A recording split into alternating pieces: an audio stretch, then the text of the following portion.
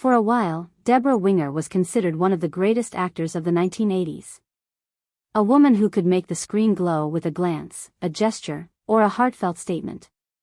She was nominated for 2 Oscars in just 3 years, terms of Endearment and An Officer and a Gentleman. Jane Fonda and Meryl Streep were among those who praised her, and she won the hearts of all the major European and Hollywood directors. But a little more than a decade later, she was virtually extinct. There was no terrible aspect, no public fall, no shattering scandal.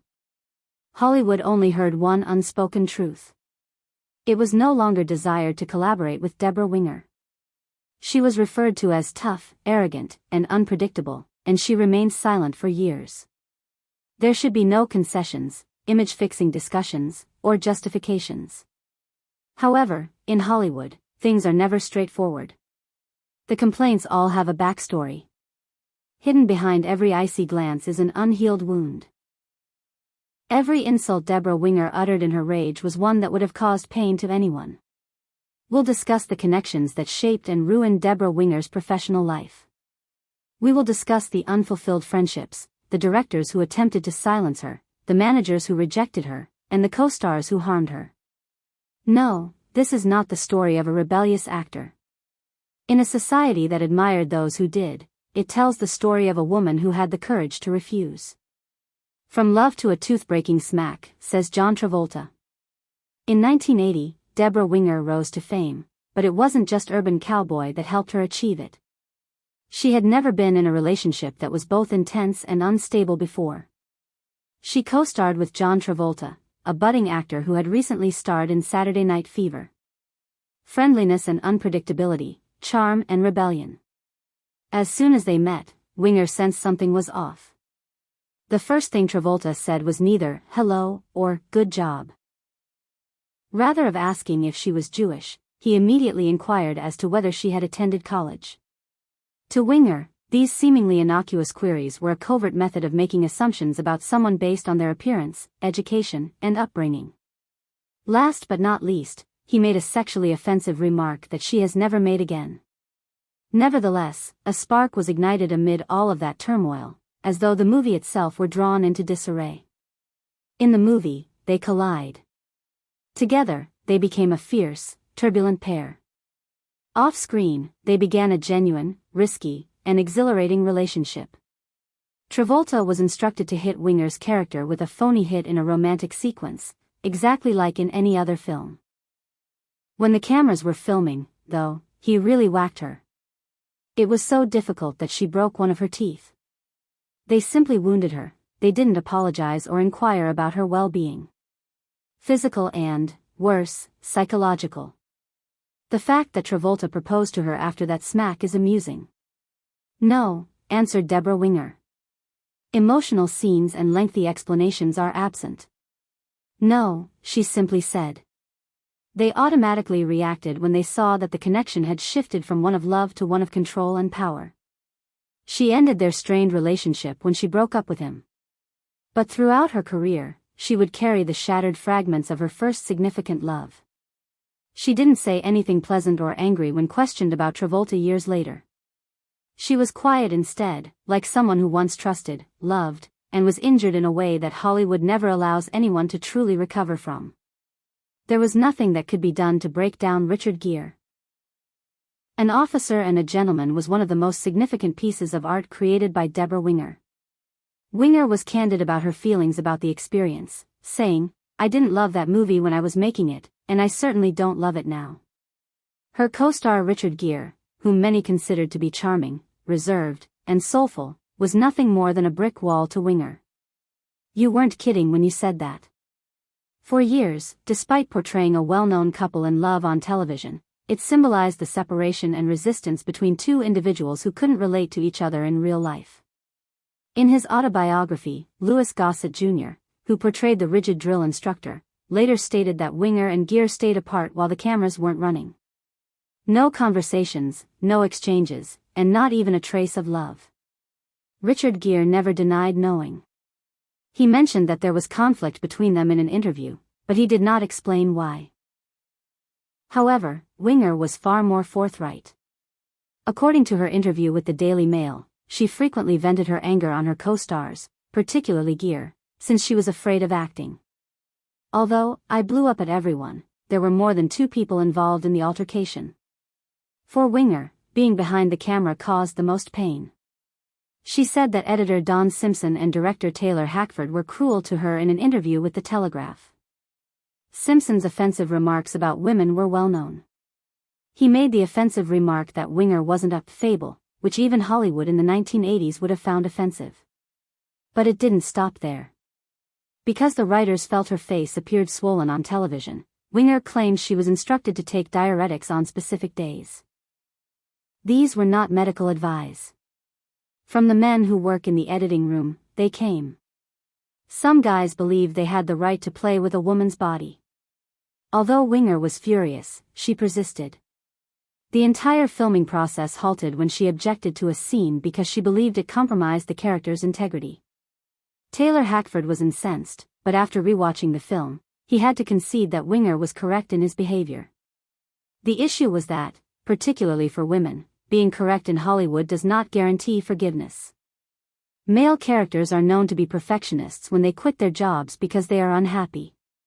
When Winger did it, she was labeled a problem, tough, and unruly. Don Simpson and Taylor Hackford discuss how the director becomes a bully. Tensions between Debra Winger and co-stars like Richard Gere could have been icy, silent, and characterized by silence. However, behind-the-scenes events were far worse, particularly involving producer Don Simpson and director Taylor Hackford. Her pride was stripped away daily, and her self-esteem was gradually eroded. It wasn't simply Winger's acting career that was on display in An Officer and a Gentleman. She found it difficult to navigate a male-dominated system as a young lady. The fact that those guys wanted to control her body and everything else was something they made no effort to conceal. Winger once referred to the harsh yet strong director Taylor Hackford as an animal. There was no jab. That would have been the feeling of someone who had been backed into a corner too many times. According to Winger, she was frequently regarded as a second-rate performance despite being the film's emotional core. The most severe injuries, however, did not occur behind the camera. They originated from the film's cutting location. Don Simpson is a notoriously rude and mean director who is fixated on domineering actresses. The entire crew once heard him say that Debra Winger wasn't fable enough to be the captain. It is a long-standing issue in the industry and is considered an impolite and sexual slur. And it didn't stop there. Simpson would conclude that her face was chubby after watching the daily film of herself. She had to have more water. Her health was not considered, and she did not see a doctor. If she didn't look good on TV, she had to take medicines. Deb Winger didn't remain silent. She responded with a fight. Once, she refused to film a sequence that she believed revealed too much about the character's mental state. At the time, this type of pushback would have been considered typical by guys. Winger, on the other hand, was left alone in her own film and was referred to as difficult and troublesome. Hackford, the director, was furious about the production delay. However, after considering the events and the reasons behind her statements, he was forced to concur with her. Her interpretation made structural and psychological sense in addition to emotional sense. However, they merely issued a silent warning without apologizing for their actions.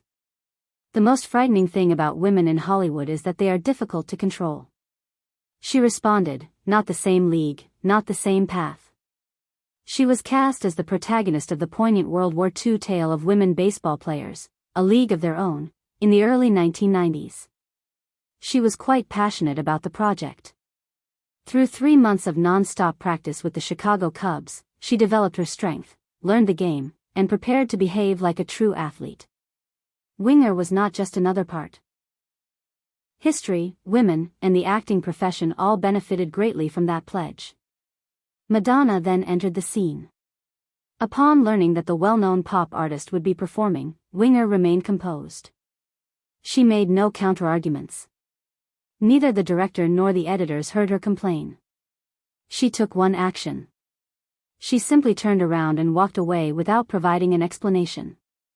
Later, he told reporters, "I felt the film had changed direction from a historical story. It became something more like an Elvis movie, where music and showbiz visuals drown out the original spirit. She didn't want to be in a movie like that. She never made disparaging remarks about Madonna. Regarding the pop star's performance in the film, however, Winger said one icy statement that all Hollywood understood meant exactly what he meant. "I think Madonna's film career speaks for itself." This statement was made by someone who was tired of artists caving into their demands, without any drama or rage. Winger was not proud or angry, and that is not why he quit the film. She departed because she was aware that a job does not merit your abilities or honesty if you do not have a sincere belief in it. The never-ending battle with Shirley MacLaine. The worst of Debra Winger's many toxic relationships was Shirley MacLaine. She referred to herself as her mother on TV, but in reality, she was more like a co-worker. In 1983, they portrayed a mother and daughter in terms of endearment. The film was a masterpiece and took home the Oscar for Best Picture. For Best Actress, both actors received nominations. On the set, however, two strong-willed women fought over every scene, gaze, and interruption, despite the film's charming tale of maternal love. On set, they first encountered MacLaine, who was already a legend with 3 Oscar nominations. He had a sophisticated clothing, a fur coat, and the poised demeanor of classic Hollywood. By contrast, Winger wore a short skirt, combat boots, and a rebellious appearance. MacLane's statement, "I saw her and thought, oh my God," in her subsequent book, My Lucky Stars, was not a condemnation. A person of a different age had a natural alarm. James L. Brooks, the director, had to give up from the beginning. How they were related was unknown.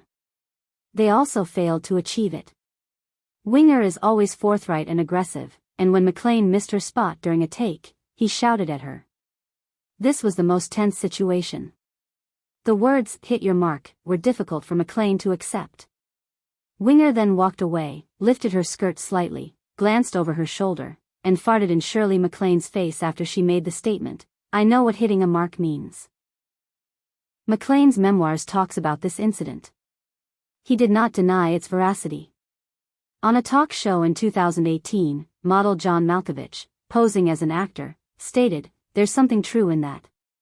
She gave Andy Cohen a small smile. By the late 1980s, she had collaborated with hundreds of different co-stars.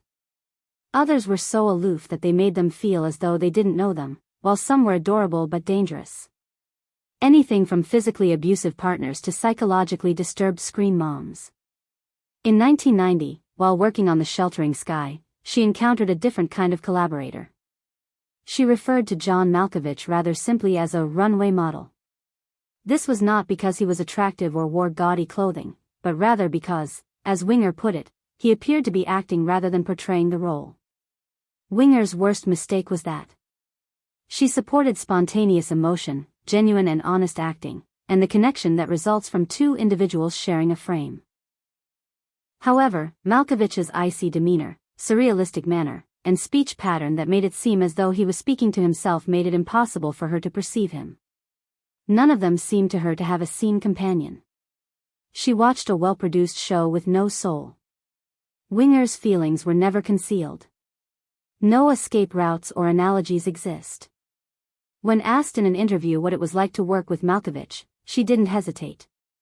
He was like a runway model. He moved beautifully. His face was beautiful. But I had no idea who I was talking to. Winger remarked, in response to those who believed she was upset that her co-star wasn't addressing her, but those who had previously collaborated with her didn't think it odd.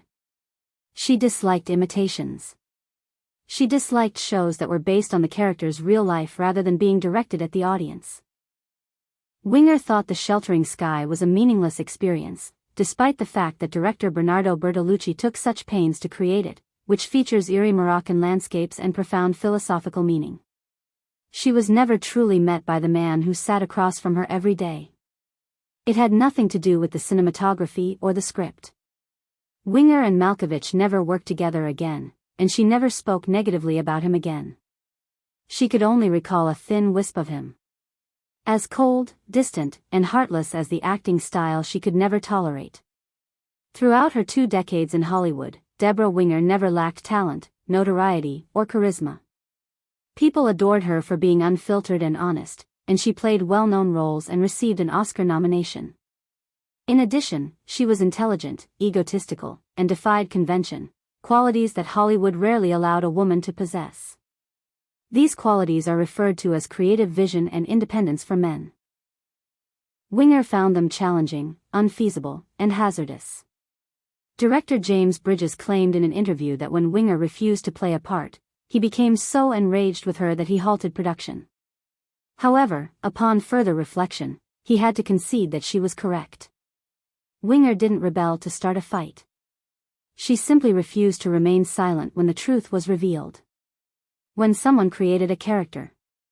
When they exploited a performer as a puppet to wield power. Women like that are not forgiven in Hollywood. In one of her quotes, she stated, "If a male actor did what I did, they'd call him a perfectionist.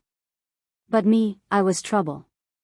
It doesn't pardon those who refuse to submit to directors, who decline roles they don't want, or who speak out against overly praised male celebrities. Even Winger knew this. Knew it quite well. In 1995, she stood with her spouse in an open field in Ireland and uttered a single, straightforward sentence to him. Enough. She simply left when she realized the parts they were presenting were stale reruns of her previous work. No regrets, no drama, and no press conference to say he was retiring. No more issues, no more candid discussions, and no more justification for continuing through it. To be a wife, a mother, and a silent observer of the world, she decided to go. Rather than living for art, she also chose to live creatively. The idea that Debra Winger was the bad girl of Hollywood is untrue. She didn't destroy sets, but she also didn't battle addiction or propagate false information through the media. She'd never been taught to bend her head. That may be why Hollywood, which prefers women who follow instructions, was unsure of how to handle her. Maybe that's why no one has forgotten her. Because Debra Winger failed, she remained. While she was still at the top, she went. In those days, she would have refused if given the opportunity. And that act of choice would never be tolerated in Hollywood. She wasn't popular with others.